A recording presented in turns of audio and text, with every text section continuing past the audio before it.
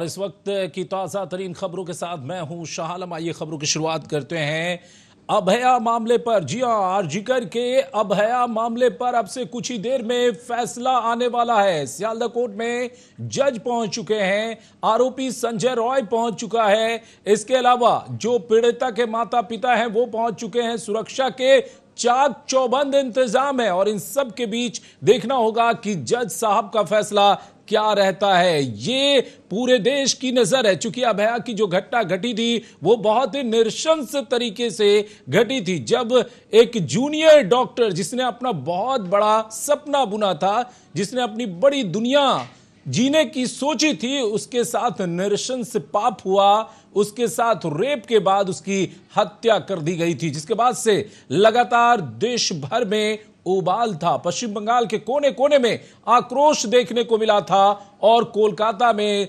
जबरदस्त आंदोलन हुआ था।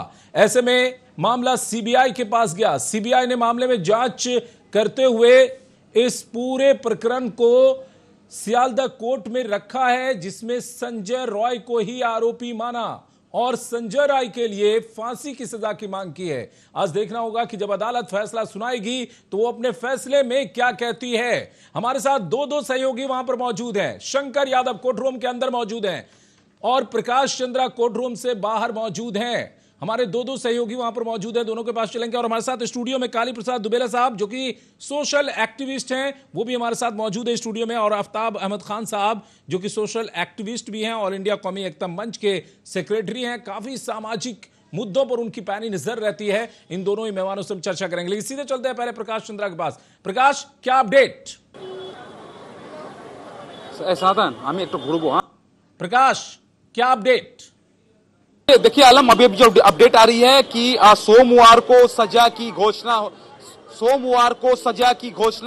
होगी। जो खबरें छन कर आ रही हैं कि सोमवार को सजा की घोषणा होगी। नेल बिटिंग जिसको कहा जाएगा, सुबह से ही लोग इंतजार में बैठे हुए थे कि क्या इस पर फैसला होगा, लेकिन अभी जो खबरें छन कर आ रही हैं सियालदा कोर्ट के भीतर से, जो कोर्ट रूम से खबरें आ रही हैं, हमारे सहयोगी शंकर यादव जो खबरें हमें भेज रहे हैं उसके अनुसार सोमवार को सजा का ऐलान किया जाएगा। आपको मैं बताऊं कि जब संजय को कोर्ट रूम में पेश किया गया उस वक्त अदालत ने उनसे साफ कहा कि रेप के लिए 10 साल या फांसी, आक्रमण के लिए 25 साल या उम्र कैद और गला दबाकर हत्या के लिए मृत्यु दंड का प्रावधान है। आपको क्या किया जाए? संजय से जब पूछा गया तो संजय ने उन्हें कहा कि मेरे गले में रुद्राक्ष की माला है, अगर मैंने अपराध किया होता तो माला टूटता, मुझे फंसाया गया है। संजय रॉय ने कहा कोर्ट के भीतर मुझे फंसाया गया है। अभी तक हम लोगों ने देखा था संजय रॉय ने कई बार जब कोर्ट में पेशी के दौरान कई दफे उन्होंने कहा था कि मुझे फंसाया गया है, लेकिन अभी उन्होंने कहा जज को सियालदा कोर्ट में कि मुझे फंसाया गया है। अब जज ने जो है वो फैसला सोमवार तक के लिए सुरक्षित कर लिया है। हमारे सहयोगी शंकर यादव जो खबर कोर्ट रूम के भीतर से, उसके अनुसार जो है वो संजय राय की सजा की घोषणा होगी वो सोमवार को होगी, यानी 2 दिन का और समय हो गया है। जो फांसी का फंदा जिसकी बात कही जा रही थी, सबसे बड़ी बात प्रकाश आपने ये बता दी है। प्रकाश, अपने दर्शकों के लिए बहुत इंपॉर्टेंट है। सबसे बड़ी बात यह है कि कोर्ट ने संजय राय को दोषी मान लिया है। सबसे बड़ी बात है कि संजय राय को कोर्ट ने दोषी मान लिया है। अब सजा का ऐलान सोमवार को किया जाएगा। जैसा कि हमारे सहयोगी प्रकाश चंद्रा बता रहे थे कि उससे पूछा गया कि रेप के लिए 10 साल या फांसी का प्रोविजन है। रेप के लिए 10 साल या फांसी का प्रोविजन है, यानी प्रावधान है। इसके बाद पूछा गया कि आक्रमण जो आपने किया है उसके लिए 25 साल या उम्र कैद की सजा का प्रोविजन है, और गला दबाकर जो आपने हत्या की है उसके लिए मृत्यु दंड यानी फांसी की सजा का प्रावधान है। आपको क्या दिया जाना चाहिए? जिसके बाद संजय रॉय ने कहा कि वो निर्दोष है, उसे फंसाया गया है क्योंकि उसके गले में रुद्राक्ष की माला है। अगर वो दोषी होता तो रुद्राक्ष की माला टूट गई होती। ये उसने दलील दिया, लेकिन उसकी दलीलों को खारिज करते हुए उससे यह कहा गया कि आप दोषी हैं, आपने ही इस घटना को अंजाम दिया है और यह प्रोविजन है, आपको सजा क्या मिलनी चाहिए। क्या प्रकाश इस पर बहस हुई या सजा पर बहस होगी? सोमवार को सजा पर बहस होगी। क्या संजय राय की तरफ से कोई वकील भी खड़ा हुआ या सिर्फ वहां पर जो आरोपी पक्ष है उनके ही वकील रहे?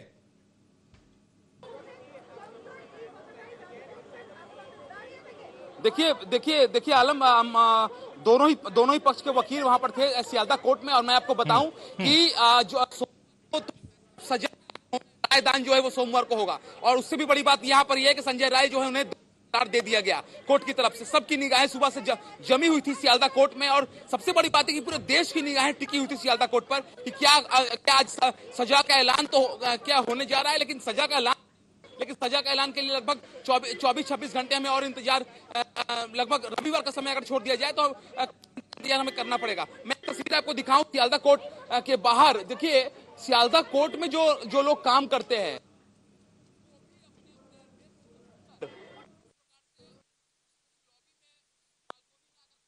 से पता चल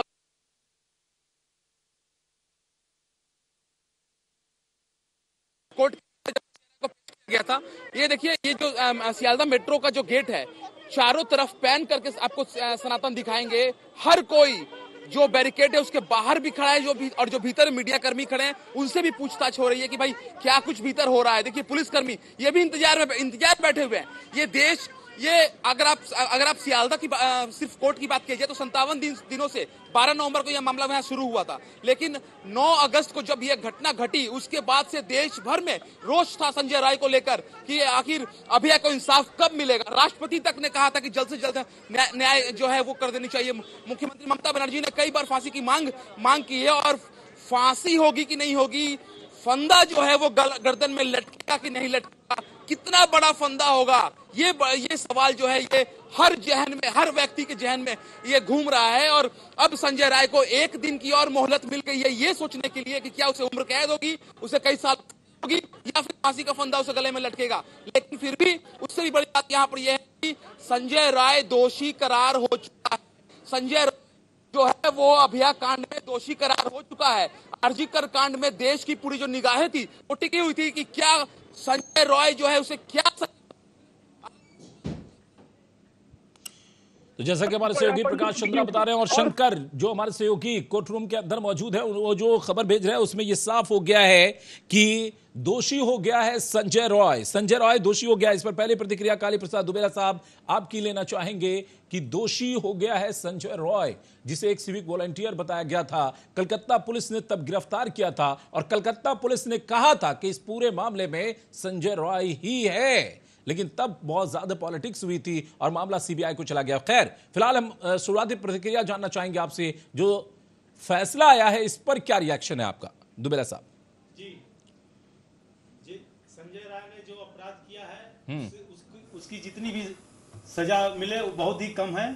जिस तरह धनंजय की फांसी हुई थी इस तरह उसी तर्ज पर संजय राय को भी फांसी होनी चाहिए। मेरा ये अपना राय है। और अब तो इंतजार कोर्ट का करना होगा सोमवार को कि फांसी देती है कि उम्र कैद, इस पर अब निर्भर करता है कोर्ट के जज के ऊपर। लेकिन मेरा अपना मानना है कि जो अपराध किया है तो सबसे बड़ा उसका क्षमा का कोई प्रधान ही नहीं है और इसको तो फांसी होनी चाहिए। नहीं तो इस देश में और भी ऐसे संजय राय पैदा होते रहेंगे। बिल्कुल, एक बार फिर से हम आपको कोर्ट रूम की तस्वीरें दिखाते हैं और पैनल से बोलेंगे कि आप कोर्ट की जो तस्वीरें हैं वो सीधे स्क्रीन पर रखिए। जो सियालदा से सीधी तस्वीरें आ रही है उसको स्क्रीन पर रखिए। संजय राय को स्क्रीन पर लाइए जिसे आज कोर्ट ने दोषी मान लिया है। ये सब कुछ स्क्रीन पर रखिए। हम आफ्ताब आलम खान साहब का रुख करेंगे। आफ्ताब आलम साहब, जो शुरुआती जानकारी आ रही है उसमें यह साफ हो गया है कि संजय रॉय दोषी है। संजय रॉय ने ही इस घटना को अंजाम दिया है। अब उसे फांसी होगी, मैक्सिमम तो यही हो सकता है कि फांसी हो या फिर उम्र कैद या जो भी सजा होगी वो सोमवार को दोपहर, जी हां, यह भी जानकारी आ गई है कि सोमवार को दोपहर 12:30 बजे यह जानकारी मिल जाएगी कि संजय रॉय को क्या सजा हुई है। बताइए आफ्ताब अहमद खान साहब। जी साहब, ये जो कांड हुआ था ये तो बहुत ही शर्मनाक, बहुत ही भयानक था और सज़ा तो इसकी बहुत सख्त होनी चाहिए। जैसा कि पिछले दिन जज ने कहा, पूछा कि उम्र कैद भी हो सकती है, फांसी भी हो सकता है, 10 साल की सज़ा भी होगी, लेकिन क्वांटम ऑफ पनिशमेंट के लिए बहस होती है दोनों वकील में। वो बहस हुई कि नहीं ये क्वेश्चन है। अगर वो बहस हुई तो और मामला साफ हो जाएगा कि क्या हो सकता है। तो आदमी एक अपना वो कर सकता है एस्टिमेट कि हाँ ये ऐसा हो सकता है। तो क्वांटम ऑफ पनिशमेंट की बात क्या हो चुकी या आज होगी? अगर आज होगी तो आज ऐलान नहीं होगा, फिर ऐलान कल परसों में होगा। तो ये सर अपने रिपोर्टर से आप एक पूछिए। चीज हम आपसे जानना चाह रहे थे, एक सोशल एक्टिविस्ट के तौर पर निश्चित तौर पर जिस तरीके से कलकत्ता के अंदर उबाल था, पूरे पश्चिम बंगाल में आक्रोश दिखा, देश भर में गुस्सा दिखा, जिस तरीके की घटना और नृशंस हत्या हुई एक लड़की के साथ, एक जो जूनियर डॉक्टर थी, पीजी की छात्रा थी, एमबीबीएस हो चुकी थी। अब आप सोचिए कि एक मिडिल क्लास फैमिली से आता हुआ कोई शख्स अगर डॉक्टर बनता है, चाहे वो बेटी हो या बेटा, उसके लिए कितने सपने होते हैं और उसको चकनाचूर किया गया। ऐसे में आप क्या डिमांड करेंगे? क्या वाकई फांसी नहीं होनी चाहिए? क्या डिमांड करेंगे? नहीं, एकदम फांसी होनी चाहिए। बल्कि अब आप पिछड़ा देखिए ना, इससे पहले वो नहीं धनंजय, उससे पहले वो निर्भया दिल्ली, और निर्भया। उससे पहले चोपड़ा। तो ये तो होता रहता है, हर साल 2 साल में होता है। तो इसके लिए तो बहुत सख्त कानून कोई बहुत सख्त होना चाहिए। या तो मतलब फांसी तो बहुत छोटी सजा, हम तो ये कहेंगे। उस आदमी को इबरत बना दिया जाए, उस आदमी जिसने ये कांड किया उसको या तो मतलब उसको नामर्द बना दीजिए, नपुंसक बना दीजिए, तो उसको देख के दूसरे लोग सबक लें। फांसी तो वन टाइम है। ये एक मेरा भी मानना रहा है। आज अगर मैं इस कार्यक्रम को लेकर तुरंत आया हूं आपके सामने, तो मेरा ये मानना रहा है कि जब भी इस तरीके के मामले हो, तो मामलों के ऊपर जितनी हम बहस करते हैं, उससे ज्यादा बहस की जरूरत है सजा के ऊपर।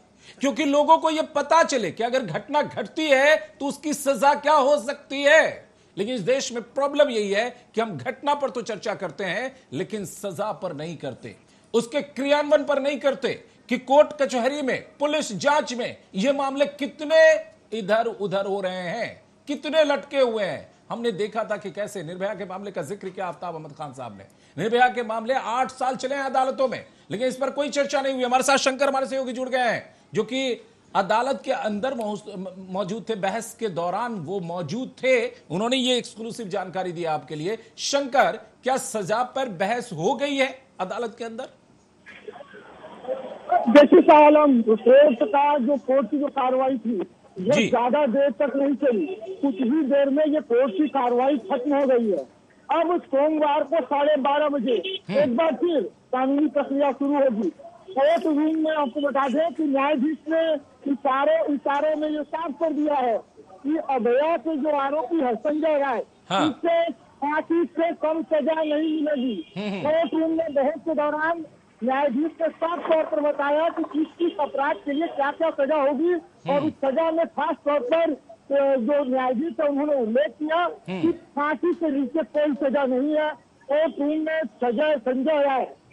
रूम में संजय राय को पेश किया गया था न्यायाधीश के समक्ष। न्यायाधीश संजय राय को कटघरे में खड़ा कर उसे बताते रहे कि उसने क्या क्या अपराध किया है और इस अपराध के लिए उसे क्या क्या सजा मिलेगी। मुझे एक जानकारी और दीजिए, जैसा कि शंकर आपने कहा कि कोर्ट ने यह साफ कर दिया कि उसे क्या क्या सजा मिलेगी, इस पर बहस हो चुकी है। अब सोमवार को दोपहर के 12:30 बजे फैसला आना है। इंडिकेशन साफ है, लेकिन जब तक कोई औपचारिक ऐलान नहीं होगा फैसले का, सजा का, तब तक उस पर हम बहस नहीं कर सकते। लेकिन निश्चित तौर पर मैक्सिमम पनिशमेंट के तौर पर यहां पर फांसी की सजा की बात कोर्ट ने कही है। मैं एक चीज जानना चाहूंगा कि जो बचाव पक्ष है, यानी जो संजय रॉय है, जिसे इस वक्त स्क्रीन पर आप देख रहे हैं, संजय रॉय को जरा दिखाइए। यही वो शख्स है जो एक सिविक वॉलंटियर का काम करता था।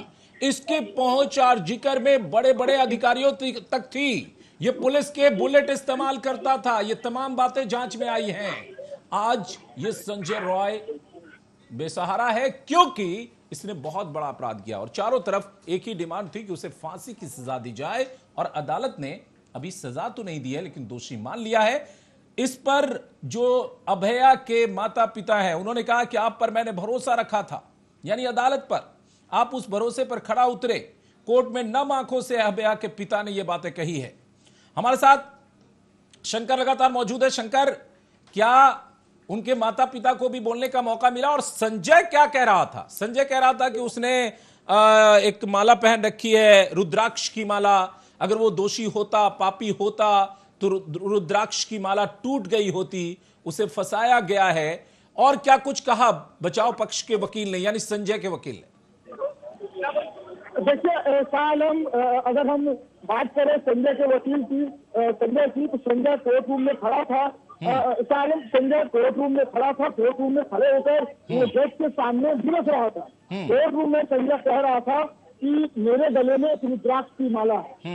अगर मैंने ये अपराध किया होता, अगर मैं इस नृशंस घटना में शामिल होता, तो मेरा वो रुद्राक्ष का माला टूट गया होता और वो टूट कर सेमिनार हॉल से चारों ओर निकल जाता। क्या सेमिनार हॉल से वो रुद्राक्ष का माला मिला है? क्या उसकी एक भी मोतियां उस सेमिनार हॉल से निकली है? अगर मैंने ये नृशंस अपराध किया है तो उसका सबूत क्या है? संजय राय ने कोर्ट के सामने ये भी कहा कि दो लोग अपराधी हैं जिन्होंने ये नृशंस घटना को अंजाम दिया है, उसे बाहर रखा गया है, उनके खिलाफ कोई कार्रवाई नहीं की गई है, क्योंकि मैं गरीब हूँ इसीलिए मुझे फंसाया गया है। तो संजय ने क्या संजय ने जब बार बार इस बात को एंडोर्स किया, बार बार उस पर दबाव दिया कि हमने ये अपराध नहीं किया है, हमें फंसाया गया है, जो इसका मुख्य आरोपी है वो फरार बाहर है, तो क्या वो किसी का नाम ले रहा था शंकर? क्या वो किसी का नाम ले रहा था, किसी को इंडिकेट कर रहा था कि वो कौन है? देखिए अभी तक देखिए संजय राय ने किसी का नाम तो नहीं लिया है कोर्ट में, लेकिन उसने कहा कि सरकार की ओर से अपने ही लोग उसे फंसा रहे हैं। ये बार बार वो कहता रहा है और आज भी कोर्ट रूम में यही कह रहा था कि मैं गरीब हूं इसीलिए मुझे फंसाया गया है। जो असली आरोपी है, जो असली दोषी है, उसको छोड़ दिया गया है, उनके खिलाफ कोई कार्रवाई नहीं हुई। कार्रवाई के नाम पर लीपापोती हुई और मुझे फंसा दिया गया। संजय राय को जब कोर्ट ने यह कहा कि आपको मैं शाह आलम पूरी डिटेल्स में बताता हूं कि कोर्ट ने संजय राय को क्या कहा है और क्या क्या बातें कोर्ट रूम में हुई है, ये मैं आपको डिटेल में बताता हूं। और ये भी आपको बताता हूं कि आखिर कोर्ट ने इशारों में आखिर कैसे ये बता दिया कि जो फांसी की सजा, कमोबेश फांसी की सजा संजय राय के लिए तय की गई है। ये कोर्ट ने सीधे तौर पर अगर हम कहें तो ये इसका इंडिकेशन दे दिया है। देखिए आज न्यायाधीश ने कोर्ट रूम में जो सुनवाई कर रहे थे तो न्यायाधीश ने कहा कि आप दोषी हैं। संजय राय खड़ा थे न्यायाधीश के समक्ष। कोर्ट ने कहा कि आपको दोषी पाया गया है। जो कानूनी कार्रवाई हुई है उसमें साफ पता चल रहा है कि जितने तथ्य मिले हैं वो सब आपके विरुद्ध हैं। आप दोषी हैं। रेप के लिए आपको कम से कम, यानी दुष्कर्म की घटना के लिए कम से कम 10 साल की सजा या फिर फांसी की सजा। इसके अलावा आक्रमण करने के लिए यानी शरीर पर चोट पहुंचाने के लिए कम से कम 25 साल की कैद या फिर उम्र कैद। कोर्ट ने यहाँ उम्र कैद का जो समय सीमा है वो उसका भी पूरे तरीके से खुलेआम कहा है कि जब तक आप जीवित रहेंगे तब तक आपको जेल में रहना होगा, यानी ये उम्र कैद है।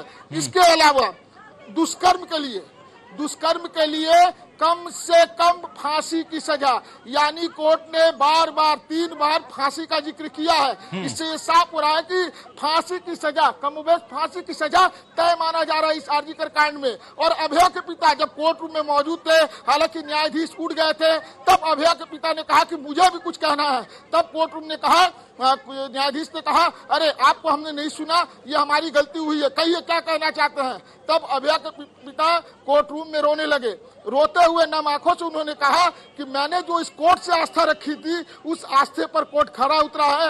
मैं बहुत आज दिल से खुशी हूं कि कोर्ट ने जो आज जिस तरह की बातें कही है उससे साफ है कि मुझे इंसाफ मिलेगा, अभया को इंसाफ मिलेगा, हमें इंसाफ मिलेगा। साल चलिए, तो ये पूरी प्रक्रिया चली है कोर्ट के अंदर। संजय ने बार बार कहा कि मैं गरीब हूं इसलिए मुझे फंसा दिया गया। इसके जो बड़े खिलाड़ी हैं उन पर सिर्फ जांच के नाम पर लीपापोती हुई है। मैं गरीब हूं इसलिए मुझे फंसा दिया गया और मुझे दोषी सिद्ध कर दिया गया। लेकिन अदालत ने कहा, जज ने कहा कि जितने भी इन्वेस्टिगेशन हुए हैं, यानी जांच हुई है, उसमें जो भी सबूत मिले हैं वो आपके खिलाफ हैं। और जो आपके सबूत जो आपके खिलाफ है उसमें जो कानून में प्रोविजन है उसके हिसाब से आपको दुष्कर्म के लिए 10 साल की सजा कम से कम और मैक्सिमम मृत्यु दंड हो सकता है।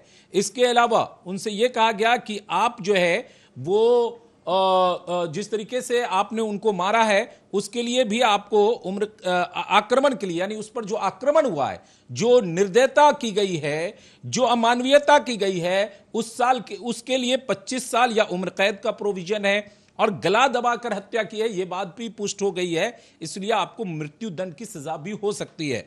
हालांकि हम सोमवार को इसका निस्तारण करेंगे, यानी सोमवार को दोपहर 12:30 बजे यह फैसला होगा कि संजय को क्या सजा होती है। शंकर, आप हमारे साथ बने रहिएगा, क्योंकि वहां पर कोर्ट के बाहर क्या माहौल है यह भी जरा दिखाइए कि वहां पर जूनियर डॉक्टर्स पहुंचे हैं और कौन कौन है, किस तरीके का माहौल है, और जब फैसला आ चुका है तो अब किस तरीके का माहौल है।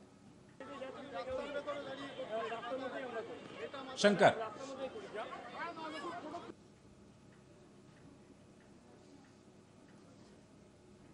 चलिए शंकर जुड़ते हैं, फिर हम उनके पास चलेंगे। आफ्ताब साहब, अब तो क्लियर हो गया कि सजा पर बहस भी हो गई है।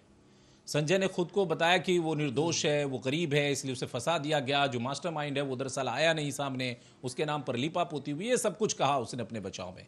रुद्राक्ष की माला वो पहने हुआ है, अगर वो कोई पाप किया होता तो वो टूट जाती, ये तमाम बातें उसने कही है। लेकिन कोर्ट ने उनकी तमाम बातों को खारिज कर दिया, ये कहते हुए कि जितने भी इन्वेस्टिगेशन हुए हैं उसमें जो भी प्रूफ मिले हैं वो आपके अगेंस्ट है, इसलिए आपको सजा मिलेगी। क्या कहेंगे इस पर जल्दी से? देखिए क्या प्रोसीडिंग थी ये तो पता नहीं, क्या है कि वो आपके रिपोर्टर बहुत साफ मतलब बात क्लियर नहीं हो रही है। चूंकि मैं लॉ का स्टूडेंट रह चुका हूँ और जानता हूँ ये सब तालघट, तो खैर अयो से बहस नहीं। बहस ये है कि जो हरकत हुई, जो कांड हुआ, नाकाबिले माफ़ी है। अगर फांसी भी होती है तो कोई बात नहीं है, लेकिन फांसी दे के वन टाइम आप उसको ख़त्म कर देंगे।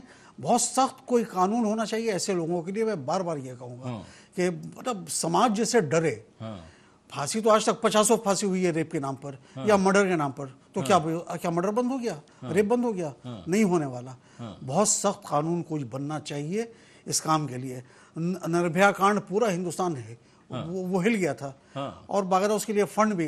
अब आपको जानकर ताजुब होगा कि वो फंड का आज तक इस्तेमाल नहीं हुआ। जो दिल्ली में फंड बना था आज तक इस्तेमाल नहीं हुआ। तो ये वक्ती जोश आता है, वक्ती आदमी गुस्से में जो ऑल फॉल जो दिल चाहे मुंह में आता है बोल जाता है, लेकिन वो काम नहीं हो पाता। इसलिए इस बात के तो पक्षधर हम भी रहे, जैसा कि हमने कहा भी कि जो सजा है एक तो उसका प्रचार नहीं होता, लोगों को पता नहीं चलता कि चलिए निर्भया के मामले में तो लोग जानते भी हैं, उन्नाव के मामले में क्या हुआ आज तक पता नहीं है। इसके अलावा यूपी में और भी कई घटनाएं हुई है, राजस्थान में हुई है, यही पश्चिम बंगाल में हुई है, और भी घटनाएं हुई, क्या हुआ पता भी नहीं चलता है। एक मामला है चूंकि हाइप हो गया तो इस पर हम चर्चा कर रहे हैं। सवाल यह है कि अगर महिलाओं के साथ इस तरीके की निर्दयता होती है, इस तरीके की क्रूरता होती है, तो इस पर आफ्ताब साहब सही कह रहे कि एक ऐसा प्रोविजन हो जो लोगों को लगे। तो क्या आफ्ताब साहब आप ये कह रहे हैं कि जिस तरीके से इस्लामिक लॉ में है, सऊदी अरबिया का कानून है कि भाई उसको चौराहे पे उसको गाड़ दिया जाए और जो जिधर से आए पत्थर मारे, और फिर लोगों को ये पता चले कि ये कौन है, क्यों इससे सजा मिल रही है, तो लोगों को पता चले कि भाई इसने रेप किया है, इसने जिना की है। तो इस तरीके की चीज़ों में क्या आप चाहते हैं कि इस तरीके का हो ताकि उसको पब्लिसाइज किया जाए, जितना ज़्यादा उसका प्रचार हो सके? नहीं, ये जो इस्लामी सज़ा वो तो इंडिया में पॉसिबल नहीं है, चूँकि हमारा वो एक डेमोक्रेटिक कंट्री है, रिपब्लिक है, डेमोक्रेटिक, तो यहाँ तो पॉसिबल नहीं है वो। लेकिन यहाँ भी ऐसे प्रोविजन हो सकते हैं, बन सकते हैं, ऐसा नहीं है कि नहीं बन सकता। और ये मृत्यु दंड जो है, फांसी है, वो भी तो वही शक्ल है। वहाँ ज़रा सख्ती है कि भाई वो घंटा 2 घंटे में आदमी तड़प देखता है, उसको देखता भी है लोग। तो लेकिन बहुत सख्त कोई कानून बनना चाहिए, सख्त होना अब चाहिए। वो घर को तोड़ दिया, उसके माँ बाप को बेघर कर दिया, ये सब से नहीं, उसके अलावा और कुछ एडवांस सोचिए। अभी तो इतने ही एडवांस दुनिया हो गई, और कुछ सोचिए जहाँ ऐसे लोगों के साथ कि आदमी सोचे 10 बार कांपे ऐसा करने के। चलिए एक बार हम कोर्ट रूम के बाहर के जो माहौल है, क्योंकि वहाँ पे जूनियर डॉक्टर्स पहुंचे हैं, वहाँ पे उनके माता पिता भी है, जाहिर तौर पर इन लोगों का क्या रिएक्शंस है, वहाँ पर किस तरीके का माहौल है, जरा ये जान लेते हैं। शंकर, क्या माहौल है कोर्ट रूम के बाहर का?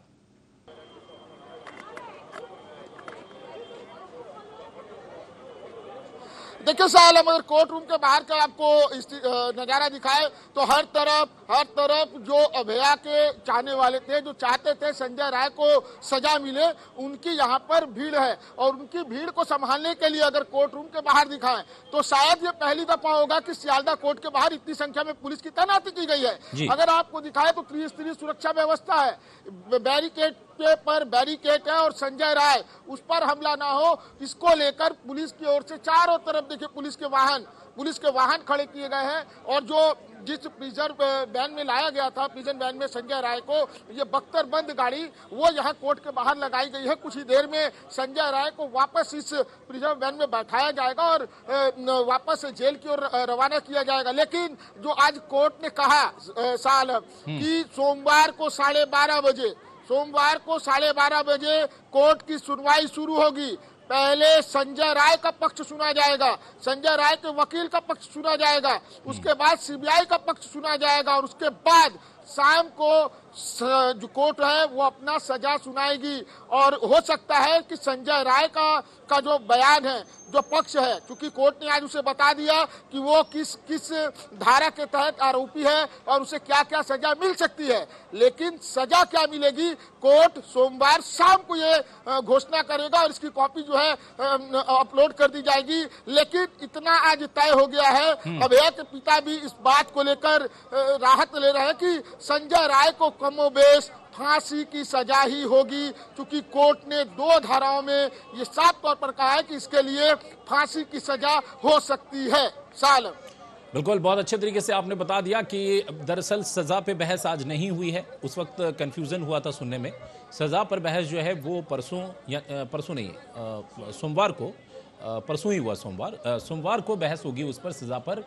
जो संजय राय के वकील हैं, यानी बचाव पक्ष जिसको बोलते हैं, उनके वकील अपनी बात रखेंगे और क्योंकि सीबीआई ने डिमांड कर रखी है कि फांसी की सजा हो, तो सीबीआई के वकील भी जो हैं वो दलील देंगे इस पर। आफ्ताब आलम साहब चूंकि कानून के जानकार भी हैं, तो थोड़ी सी इस पर हम चर्चा लेना चाहेंगे कि अभी जो प्रोविजन है, ठीक है, आप डिमांड कर रहे हैं कि और बहुत लोगों की डिमांड है ये कि देश में और सशक्त कानून होना चाहिए, और सशक्त कानून का मकसद ये है कि सजा का ऐसा प्रोविजन हो जिससे कि अपराध करने वालों के मन में एक डर हो। अभी जैसे एनकाउंटर हो जा रहा है अपराधियों का, यूपी में हुआ, अभी देखिए आज बंगाल में भी एक एनकाउंटर हुआ है एक अपराधी का, तो इससे एक डर का माहौल होता है। कलकत्ता में आपको याद होगा कि अक्टूबर से पहले बहुत सारी घटनाएं, जिस वक्त ये घटना घटी है आरजीकर वाली, लगातार अपराध हो रहे थे, ऐसा लग रहा था कि भाई कोई लॉ एंड ऑर्डर है ही नहीं। और आज जब मनोज कुमार यहाँ पर आए सीपी बन के, तो उनकी एक छवि है जंगल महल को शांत करने का, नॉर्थ 24 परगना को शांत करने का, तो यहाँ के अपराधियों को लगा भैया ये आ गया है, बस अब शांत हो जाओ, तो थोड़ा सा लॉ एंड ऑर्डर पहले से बेहतर हुआ है। मैं ये कह रहा हूं कि वो तो आप डिमांड कर रहे हैं, लेकिन अभी जो प्रोविजन है इसमें क्या होगा आगे? बहस तो होगी, कोर्ट ने जो संकेत दिया उससे आपको लगता है कि वाकई फांसी की सजा होगी या कुछ और रास्ते निकल जाएंगे संजय के लिए? और ये कोई रास्ता नहीं निकलेगा, फांसी की सजा ही होगी। और उसके बाद फिर अपील में जाएगा, हाई कोर्ट जाएगा, सुप्रीम कोर्ट जाएगा, ये तो अभी चलेगा, सालों चलेगा मामला। तो वो सजा तो जो जैसा रिपोर्टर के बात से लगा वो फांसी की सजा ही होगी, यही डिक्लेयर होगा। क्या कहेंगे इस पर? आपको लगता है कि फांसी ही होगी या इससे? जी ऐसा फांसी की ही सजा होगी। जिस तरह से खबरें आ रही हैं कि जज साहब सभी का सुनेंगे, इसका फैसला फांसी का ही होगा। इसके बाद वो सुप्रीम कोर्ट जाएंगे, राष्ट्रपति के पास जाएंगे, लेकिन उसका क्षमा कहीं नहीं होगा, क्योंकि राष्ट्रपति महोदया ने भी कह दिया है कि इसका जल्दी से जल्दी सजा हो, तो फांसी का ही होगा। और आने वाले दिनों में लोगों के एक जाएगा कि अपराध अगर करेंगे तो हम छूट नहीं पाएंगे, और इसका सजा तो फांसी होना चाहिए मेरे हिसाब से। लेकिन एक चीज और है, जैसा कि भाई साहब ने बताया, आफ्ताब साहब ने, कि इसे नपुंसक बना दिया जाए, ये भी मैं इनकी बात से सहमत हूँ। जब कानून की जैसे बात हो, कानून पर बहस हो, तो कानून में प्रावधान लाया जाए, इस तरह के जैसे भी जघन्य अपराध हो तो इसको नपुंसक बना दिया जाए। क्योंकि अब मान लीजिए इसका अगर उम्र कैद होता है किसी कारणवश, तो कम से कम जीवन भर ये तो झेले कि मुझे किस कारण से हुआ था, नपुंसक बनाया गया था, और भी लोग डरेंगे, सहमेंगे। सजा का सबसे बड़ा मतलब तो यही होता है कि आप सजा इसलिए देते हैं कि दूसरा जो है वो डरे, उसके मन में खौफ आए कि अगर हमने भी ऐसा कोई अपराध किया तो मुझे भी ये सजा हो सकती है। इसलिए तो लोग अपराध से बचते हैं, जो लोग नहीं करते। लेकिन जिनके मन में डर नहीं होता, जिनको लगता है कि बहुत सारे रास्ते हैं उनके पास बच निकलने का, या बच निकलते हैं, बेल हो जाती है, बहुत सारे लूपहोल्स का फायदा उठा लेते हैं, तो उस वजह से अपराध पर नियंत्रण पाना मुश्किल होता है। कई बार पॉलिटिकल कारण भी हो जाते हैं, मामले को पॉलिटिसाइज भी कर दिया जाता है।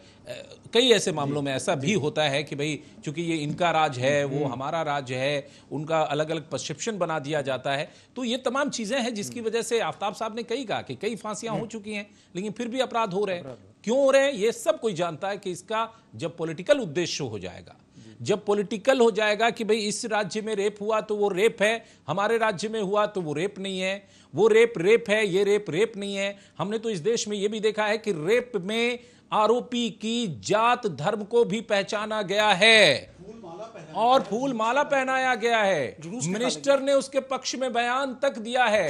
ये इस देश में हुआ। अगर ऐसा होता रहेगा तो फिर पॉसिबल नहीं है कि हम अपराध पर कंट्रोल कर पाएं, खासकर महिलाओं के खिलाफ अपराध पर। एक बार फिर से शंकर और प्रकाश दोनों वहां पर मौजूद हैं। एक बार शंकर के पास चलते हैं। शंकर, एक बात तो साफ हो गई है कि फांसी की सजा होगी, क्योंकि जैसा संकेत दिए जा रहे हैं उससे साफ लगता है। कोर्ट ने अभी इस पर कोई औपचारिक मुहर नहीं लगाई है, लेकिन जिस तरीके से कहा है कि आप फला धारा में आप जो हैं वो दोषी पाए गए हैं, जो भी सबूत है वो इसके लिए काफी है।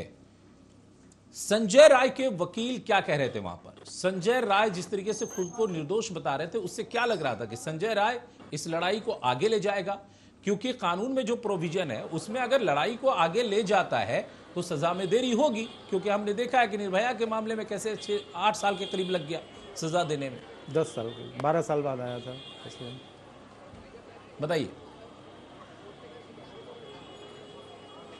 देखिए सालम, संजय राय के वकील कोर्ट में मौजूद थे। कोर्ट में न्यायाधीश ने सबसे पहले संजय राय के वकील से कहा कि आपने जो उल्लेख किया है कि आपने सुप्रीम कोर्ट का रुख किया है, क्या सुप्रीम कोर्ट से कोई स्टे मिला है? तो इस पर सीधे तौर पर संजय राय के वकील ने कहा कि अभी तक इस पर कोई स्टे हमें नहीं मिला है। इसके बाद न्यायाधीश ने कहा कि हमें हाई कोर्ट ने ये निर्देश दिया है कि हम अपनी कार्रवाई को जारी रखें, इसीलिए हम अपनी कार्रवाई को आगे बढ़ा रहे हैं। और जो 18 तारीख की बात हमने कही थी कि इस दिन सजा सुनाया जाएगा, तो आरोपी को हम बुलाना चाहते हैं। इसके बाद निर्देश दिया गया पुलिस को कि संजय राय को बुलाया जाए। और ठीक आपको दिखाएंगे शाह आलम वो कोर्ट रूम जहां पर ये सुनवाई चल रही थी। ये सियालदा कोर्ट है। सियालदा कोर्ट का जो दूसरा माला है, देखिए कोर्ट नंबर 209। अपने कैमरामैन सनातन सिंह राय से कहेंगे कि वो दिखाए कोर्ट नंबर 209 जो आपको यहाँ से नजर आ रहा है। वहाँ पर उसी कोर्ट के अंदर इस मामले की सुनवाई हो रही थी। और उस मामले के सुनवाई के दौरान कोर्ट ने साफ तौर पर कहा कि हम अपनी कार्रवाई को जारी रखेंगे और जो सजा जिस प्रावधान के तहत होना है, दिया जाना है, वो सब संजय राय को खड़ा करके बताया गया।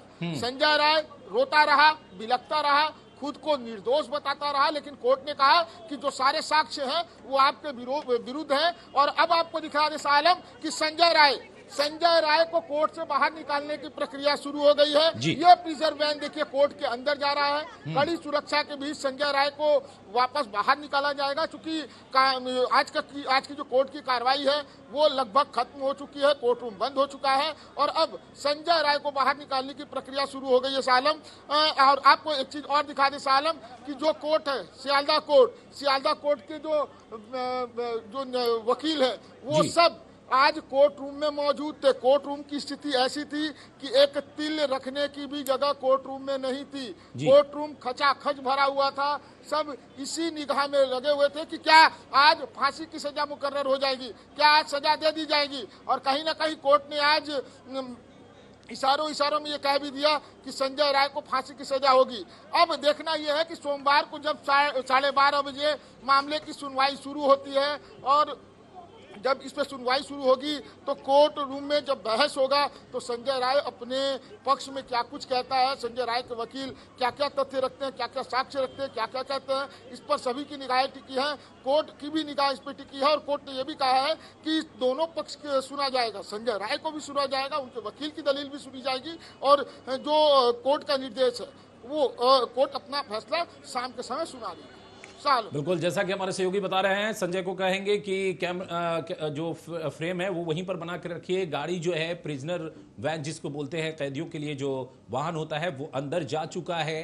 ये सीधे तौर पर हम दिखाने की कोशिश कर रहे हैं और वहां से अब संजय राय को ले जाने की प्रक्रिया चल रही है। ये देखिए सीधी तस्वीरें, पुलिस के चाक चौबंद इंतजाम और प्रिजनर वैन जो है वो अंदर जा चुका है। प्रिजनर वैन, इसी में संजय राय को लेकर जाया जाएगा। चूंकि सुनवाई पूरी हो चुकी है और फैसला भी आ चुका है और अब कोर्ट का जो समय है वो भी खत्म हो चुका है, तो यहां से संजय राय को जेल ले जाया जाएगा और उसके बाद फिर सोमवार को उसे यहां पर लाया जाएगा। या ये भी हो सकता है कि वीडियो कॉन्फ्रेंसिंग के जरिए सुनवाई हो जाए, कई बार ऐसा भी होता है। इस पर क्या किसी तरह की बात हुई है, इस पर भी शंकर के पास चलेंगे। शंकर, क्या सुनवाई को लेकर यह बातें कही गई है कि संजय राय को फिर से कोर्ट में लाया जाएगा सोमवार को, या कभी कभी देखते हैं हम कि वीडियो कॉन्फ्रेंसिंग के जरिए भी सुनवाई हो जाती है, क्योंकि सजा बताना रहता है तो बता दिया जाता है, या उससे कुछ बातें पूछनी रहती है तो जज पूछ लेते हैं जज साहब। तो यहां पर ऐसा भी कुछ क्लियर किया गया?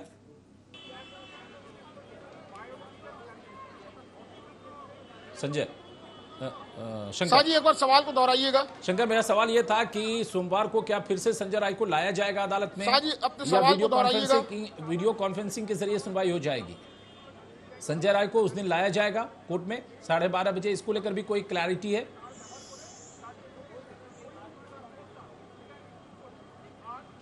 शंकर जी बिल्कुल, कोर्ट ने साफ तौर पर कहा है कि संजय राय को कोर्ट में उपस्थित किया जाएगा। चूंकि संजय राय जब आज कोर्ट के समक्ष अपनी बातों को कह रहा था, बोल रहा था कि मैं निर्दोष हूं, मैंने कोई गलती नहीं की है, मुझे फंसाया गया है, दोषी कोई और है और सजा मेरे मत पे मढ़ा जा रहा है, तो कोर्ट ने ये साफ तौर पर कहा है कि आपकी बातें सुनी जाएंगी, आप जो जो कहना चाहते हैं कोर्ट से वो हम सुनेंगे और हम समझेंगे। आप इसी तरीके से कड़ी सुरक्षा के बीच संजय राय को एक बार फिर कोर्ट में, तो ये सीधी तस्वीरें हम आपको दिखा रहे हैं। संजय राय को अब प्रिजनर वैन में ले जाया जा रहा है। अदालत के अंदर जो कोर्ट है, Sealdah criminal, civil and criminal court दोनों ही यहां पर है, उस कोर्ट के अंदर से जो प्रिजनर वैन है, कैदियों का वाहन है, उस वैन में ये जो काली कलर की गाड़ी आप देख रहे हैं, काले कलर का वाहन, उस वाहन में संजय राय को ले जाया जाएगा और अब इसकी प्रक्रिया चल रही है। सीधी तस्वीरें हम आपको सियालदह कोर्ट से दिखा रहे हैं। हमारे दो सहयोगी वहां पर मौजूद हैं, प्रकाश चंद्र और शंकर यादव वहां पर मौजूद हैं। जरा सीधी तस्वीरें देखिए कि कैसे वो ले जाने की प्रक्रिया चल रही है। आफ्ताब आलम साहब, क्या आपको लगता है कि इस फांसी से कोई हम नज़ीर पेश कर पाएंगे, या क्योंकि इसमें एक और इशू है जिस पर मैं आऊँगा, जो कोर्ट ने अपने सुनवाई के दौरान कही है, या फिर यहाँ पर संजय राय को फांसी हो जाएगी जैसे और फांसी हुई है और फिर लोग भूल जाएंगे, या कोई नज़ीर पेश होगा इस मामले से? नहीं सर, कुछ नहीं होगा, बस जैसा होता आया है वैसे ही होगा। फांसी हो जाएगी और अभी तो सेशन है, हाई कोर्ट है, सुप्रीम कोर्ट है, अभी तो फांसी हो भी जाएगी तो बस खत्म कहानी। दूसरे दिन अखबार की हेडलाइन हो जाएगी, तीसरे दिन खत्म कहानी। बात तो एक चीज इसमें जो कोर्ट में कही गई है बात, जैसा कि जज साहब ने कहा कि पुलिस और अस्पताल की भूमिका जो है वो ठीक नहीं रही है, उस पर भी क्वेश्चन उठाया गया है। इसको लेकर आप क्या कहेंगे? देखिए, इस मामले में मेरी राय ज़रा बहुत मुख्तलिफ है। पहले दिन से मैं इसे फॉलो कर रहा था और ये बहुत घिनौना, बहुत घटिया काम हुआ। लगता ये है कि एक आदमी ने किया, लेकिन जिस हिसाब से हशप किया गया, मतलब सबूत मिटाया गया, अंदर तोड़ फोड़ की गई, सामान हटाया गया, तो कहानी का रुख जो है कुछ और हो जाता है। बीच में सीबीआई फौरन आ गई। अब सीबीआई इस केस के बजाय चली गई कहाँ? डायरेक्टर के मॉनिटरी लेन देन पर। वो एक नया खाता खोलकर बैठ गई कि डायरेक्टर ने क्या क्या ये मॉनिटरी घपला किया है। तो केस वहाँ थोड़ा, और पॉलिटिकल पार्टीज का भी इसमें रोल बहुत अच्छा नहीं था। मतलब वो हर कोई पॉइंट हासिल करना चाह रहा था। एक पार्टी अपने आप को बचाना चाह रही थी और तीन हावी होना चाह रही थी, जबकि वो भूल गई वो पार्टी कि उसके दौर में बंगाल में क्या हुआ था, वो पार्टी भूल गई कि यूपी में उसके दौर में क्या हुआ, कठुआ या वो जो यूपी में हम लोग बात कर रहे थे अभी, उनके एक विधायक जी उस समय के थे, जी सेंगर जी, दो बजे रात को बगैर परमिशन के माँ बाप के लाश जला दी गई उस लड़की की। लेकिन वो पार्टी भी बढ़ चढ़कर हिस्सा ले रही थी, प्रोटेस्ट कर रही थी कि इंसाफ चाहिए। तो ये पॉलिटिकल खेल था और ये संजय रॉय ही अकेला था या इसके साथ और कुछ लोग थे। पहली नजर में तो ये लगता है कि ये एक आदमी का केस है, एक आदमी ने किया, खत्म, मतलब पहली नजर में लगता है। लेकिन जिस हिसाब से हशप किया गया, जिस हिसाब से उसको मिटाने की और सबूत को मिटाने की कोशिश की गई, वहाँ तो क्वेश्चन बहुत सारे उठते हैं। और अगर जज ने ये क्वेश्चन उठाया है तो बहुत जायज क्वेश्चन है, इसका इन डेप्थ। लेकिन अगर बार बार संजय रॉय ये कह रहा है कि मुझे मोहरा बना दिया गया, मैं दोषी साबित हो गया, लेकिन चूंकि मैं गरीब हूँ, बड़े बड़े लोग हैं इसमें जो बच गए और लिपापोती हुई, तो क्या इस बात को ये एंडोर्स करता है कि कोर्ट भी जरूर इस बात को कह रही है कि अस्पताल की भूमिका, पुलिस की भूमिका, और फिर संजय रॉय भी ये बात कह रहा है। खैर, अभी देखिए संजय रॉय को लेकर ये बयान निकला है और संजय रॉय को फिर से जेल ले जाया जा रहा है। ये सीधी तस्वीरें हम आपको सियालदह क्रिमिनल कोर्ट से दिखा रहे हैं, क्रिमिनल और सिविल कोर्ट दोनों ही वहां पर है। सियालदह कोर्ट से ये तस्वीरें दिखा रहे हैं, पुलिस की टाइट सिक्योरिटी आप देख रहे हैं, कारकेड बाकायदा, और ये संजय रॉय को ले जाते हुए हमारे साथ हमारे सहयोगी शंकर यादव वहां पर मौजूद है। शंकर, संजय रॉय को ले जाया जा रहा है वापस। चलिए, तो मैं उस पॉइंट पर आ रहा था कि क्या इस बात को एंडोर्स करता है कि संजय राय भी कुछ सच कह रहा है? नहीं, वो हर क्रिमिनल जो है ना, हाँ। वो आसानी से मानता नहीं अपने जुर्म को, चाहे वो कोई भी हो। या तो वो लॉकअप में पुलिस की लाठी थर्ड डिग्री के जरिए वो आता है अपने उस पर, वरना कोई आखिर तक धनंजय के केस में नहीं जाया जा सकता। हमें सर्कमस्टेंशियल जो सबूत है वहां जो नहीं, मैं यही कह रहा था कि एक मिनट प्राइमो फेसी उस वक्त दिखा कि भाई ये चीज तोड़े जा रहे हैं, ये चीज मिटाए जा रहे हैं, इस तरीके का आरोप भी लगा और इस पर काफी पॉलिटिक्स भी हुई और सब चीजें हुई। एक चीज प्राइमो फेसी ये दिखा। दूसरा, संजय कह रहा है कि देखिए इसमें बहुत सारे लोग थे, जांच के नाम पर लिपापोती हुई, और कोर्ट भी कह रही है कि भाई भूमिका जो है वो गड़बड़ थी। तो क्या इसको ये माना जाए कि कोई बड़ा मास्टर खिलाड़ी था जो सबूतों के अभाव में बच गया, हो सकता और संजय रॉय जो है वो सबूतों के आधार पर फंस गया? क्या ये कह सकते हैं हम? ये दरअसल जानना चाहते हैं। एकदम हो सकता है, ये एकदम हो सकता है। जिस हिसाब से 2-3 दिन वहाँ एक्टिविटी रही हॉस्पिटल के आसपास और हॉस्पिटल के अंदर, वो बहुत कुछ उसमें क्वेश्चन मार्क तो है कि बहुत कुछ हो सकता है। लेकिन फिर एक क्वेश्चन ये आता है, जब सीबीआई तो और किसी के कंट्रोल में है, वो क्यों नहीं बढ़ी, वो भी लिमिटेड यही क्यों रह गई? हाँ, उसने तो बल्कि कम्प्लीमेंट्री चार्जशीट भी नहीं दी इस मामले में जी। हाँ। तो वो भी क्यों रह गई? हाँ। क्या सीबीआई से भी कहा गया कि तुम ज्यादा आगे मत बढ़ो, वरना बिल खोदते खोदते कहीं अंदर से सांप नहीं निकल आए, दूसरे मामला यूपी वगैरह के भी नहीं खुल जाए? क्या सीबीआई को भी कंट्रोल किया गया? चलिए एक बार शंकर के पास चलते हैं, वो कुछ लोगों से बात कर रहा है। हाँ, जूनियर डॉक्टर शंकर आपके साथ बिल्कुल डॉक्टर से बात कीजिए, उनका क्या कहेंगे दीदी, क्या कहेंगे? ये फैसला जो फैसला आज आने वाला था टल गया, सोमवार को फैसला आएगा। फैसला आ गया, सजा नहीं आई है। फैसला आ गया है, सजा नहीं आई है। शंकर जी बिल्कुल, सजा आना बाकी है। कोर्ट अभी तक सजा नहीं सुनाई है। दीदी क्या कहेंगे? आज सजा सुनाना था कोर्ट को, लेकिन आज नहीं, अब फिर सोमवार को सजा सुनाया जाएगा, क्या कहेंगे? ये तो बहुत दिन पहले से हम लोग देख रहे हैं कि आज नहीं तो कल, कल नहीं तो परसों क्या हो रहा है, कुछ नहीं हो रहा है। हमें पता है कि Sanjay Raj is not only the victim, there are many people involve with it, है ना? तो बहुत सारे वो लोग हैं। मैं एक लड़की, और यहाँ पे जितने भी लोग आज यहाँ पे मौजूद है, उसके तरफ से मैं बोल रही हूँ, जो भी इस dilution of this incident, exactly dilution যেন কনসেন্ট্রেটেড ফর্মে না থাকে, স্ক্যাটার্ড হয়ে যাক। आप बोलो किसके भरोसे हम कल रास्ते में निकले? मैं एक लड़की हूँ, रात 10 बजे अगर मैं रेप हो जाऊँ तो कल ये अदालत ये सुनाएगी कि एक इन्वॉल्व है, जहाँ पे हम लोगों को दिख रहा है कि एक लोग की बात नहीं है, बहुत लोग है। सरकार क्यों छुपा रही है इतना? संदीप घोष खुद ही रिस्पॉन्सिबल, संदीप घोष को छोड़ दिया, क्यों? संदीप घोष रिस्पॉन्सिबल है, तो उसका इंस्ट्रक्शन में ही सब कुछ हुआ है। ये संजय राय बोल रहे हैं हमें आईपीएस ने सिखा दिया है इसलिए हम बोल रहे हैं कि हम कर रहे हैं, हमारे साथ बहुत लोग, उसके बाद क्यों नहीं सुना जा रहा है अदालत में? अगर वो बोल रहे हैं हमें आईपीएस ने सिखा के, एग्जैक्टली उसका बात पहले सुनो। वो तो विक्टिम है, उसने माने वो उन्हें शिकार करेছেন, কিন্তু उसके बाद पहले सुनो मेरे साथ और 4 लोग हैं इस रेप में।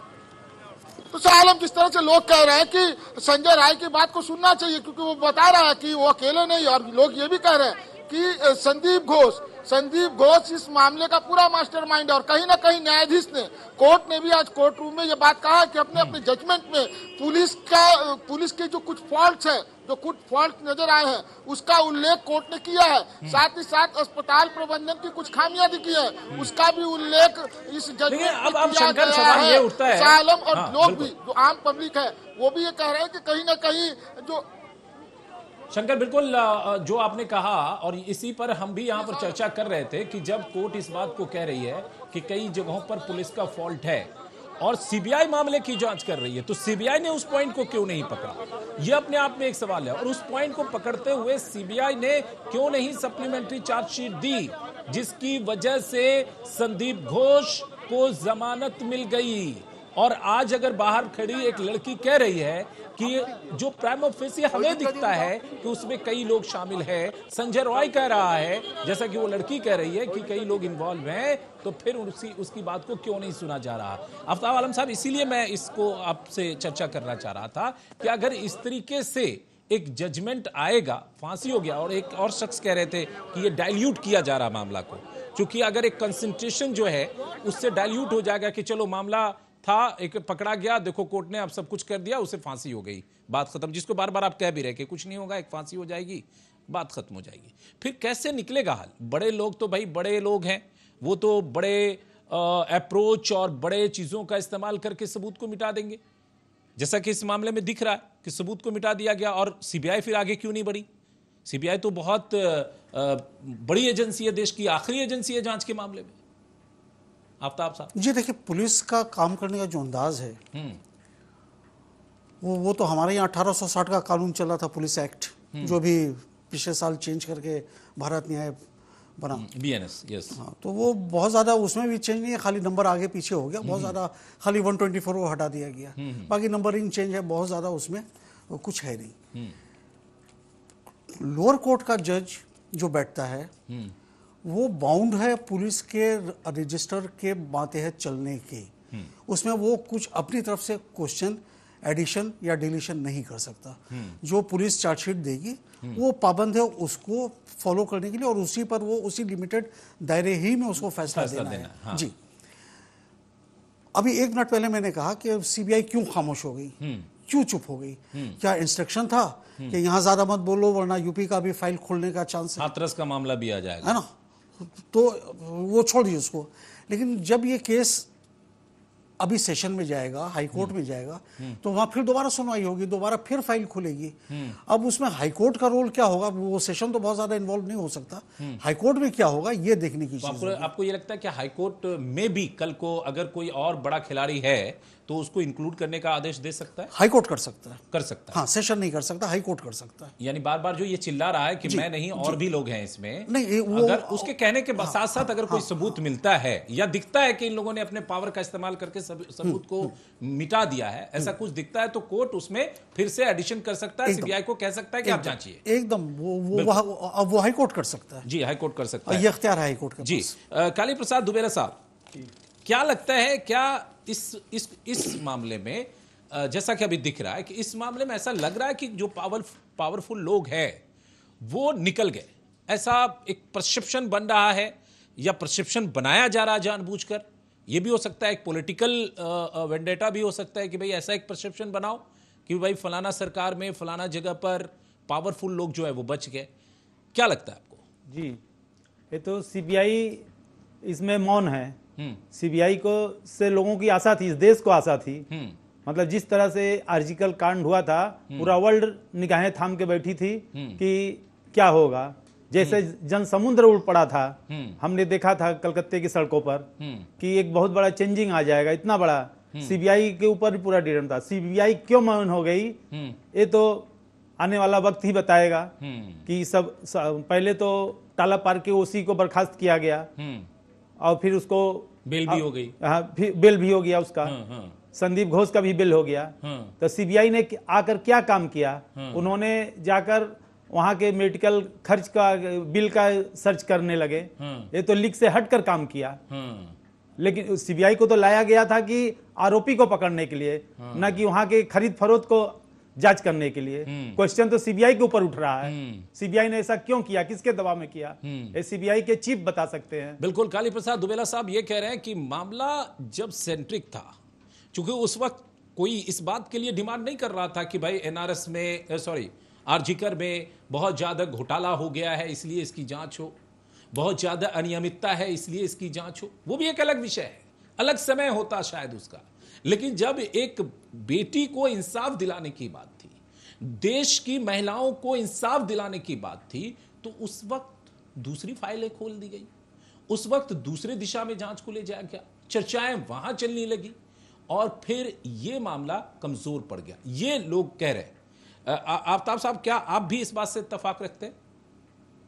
और इसमें आपको कहीं यह दिखता है कि कहीं है कुछ न कुछ एक पॉलिटिकल वेंडेटा? नहीं, एकदम है कि आपको यह दिखाना है कि देखो जो बड़े खिलाड़ी हैं, बड़ी मछलियां हैं, वो बच गई। एकदम है, इससे आप दो राय नहीं कि इसके अंदर बहुत कुछ छुपाया गया, एकदम है इसके अंदर। और ये जब तक हाईकोर्ट में मामला नहीं जाएगा तब तक ये परत खुलेगी कहना मुश्किल है। हाँ, कहना मुश्किल है। बिल्कुल, शंकर हमारे साथ वहां से मौजूद हैं। शंकर, कोई कानून के जो एडवोकेट हैं जो सुनवाई में मौजूद रहे हैं, उन्होंने कोई औपचारिक बयान नहीं दिया, चाहे वो बचाव पक्ष हो चाहे वो अभियोजन पक्ष हो, दोनों तरफ से किसी तरह का कोई बयान नहीं आया। वकीलों ने आज मीडिया को संबोधित नहीं किया। आमतौर पर सुनवाई के बाद वकील आते हैं, मीडिया को संबोधित करते हैं।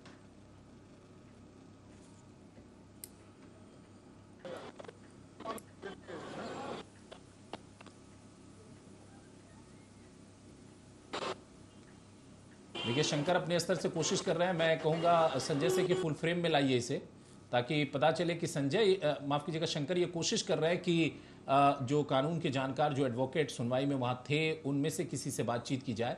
और चूंकि बहुत टाइट सिक्योरिटी का इंतजाम वहाँ पर किया गया था, हमारे सहयोगी शंकर यादव कोर्ट रूम के अंदर गए थे। ये देखिए कुछ एडवोकेट निकल रहे हैं, शायद उनमें से किसी से बातचीत हो जाए, या फिर जो एडवोकेट सुनवाई में थे। लेकिन सवाल यह है कि औपचारिक तौर पर ऐसा होता है आमतौर पर कि जो अभियोजन पक्ष है या फिर जो बचाव पक्ष है, दोनों में से कोई ना कोई आकर बातों को रखता है। आफ्ताब साहब, ये तो अमूमन होता ही है कि जब भी सुनवाई पूरी होती है तो जो दोनों पक्ष के वकील होते हैं वो मीडिया में आकर अपनी बात रखते हैं। आज ऐसा कुछ दिखा नहीं। ये सजा के बाद जब डायरेक्शन हो जाएगा उसके बाद, ताकि वो पूरा बता पाएं कि किस किस पॉइंट पर क्या होगा नहीं होगा फैसले पे, इसलिए वो लोग खामोश रहते हैं। ये एक कॉज है। और कोई क्वांटम ऑफ ये पनिशमेंट, इस पर बहस आज हुई कि नहीं हुई या सोमवार को होगी, ये क्वेश्चन अभी भी बाकी है, क्लियर नहीं हुआ। क्वांटम ऑफ पनिशमेंट ये होता है कि मतलब सजा कितनी होनी चाहिए। हाँ, कितनी होनी चाहिए, तो उस पे बहस सोमवार को होगी। शंकर ने कह दिया है कि उस पे बहस सोमवार को होगी, दोनों का पक्ष सुना जाएगा और निश्चित तौर पर उसके घंटा 2 घंटा बाद फिर फैसला दिया जाएगा। उसमें जाहिर तौर पर जो बचाव पक्ष है वो ये कोशिश करेगा कि जो मिनिमम सजा है वो मिले, और जो अभियोजन पक्ष है वो कहेगा जो मैक्सिमम सजा है वो मिले। चलिए, आप दोनों मेहमानों का बहुत बहुत शुक्रिया, और हमारे सहयोगी शंकर यादव और प्रकाश चंद्रा, उन दोनों का भी बहुत बहुत शुक्रिया। हमने इस मामले को आपको अब तक पहुंचाया है, और आज शाम 6 बजे मुद्दा में इसी पर हम चर्चा करेंगे कि इस तरह से सुनवाई, इस तरीके से सजा से क्या हम रेप जैसे नृशंस और रेप के बाद मर्डर जैसा जो मामला है, जो बहुत ही नृशंस होता है, उस पर ब्रेक लगा पाएंगे। आज इसी सवाल पर हम मुद्दा में करेंगे चर्चा। हमारे साथ कई कानून के जानकार होंगे, कई और भी लोग होंगे। हम एक लंबे पैनल के साथ करेंगे चर्चा। फिलहाल यहां पर दीजिए हमें इजाजत। नमस्कार।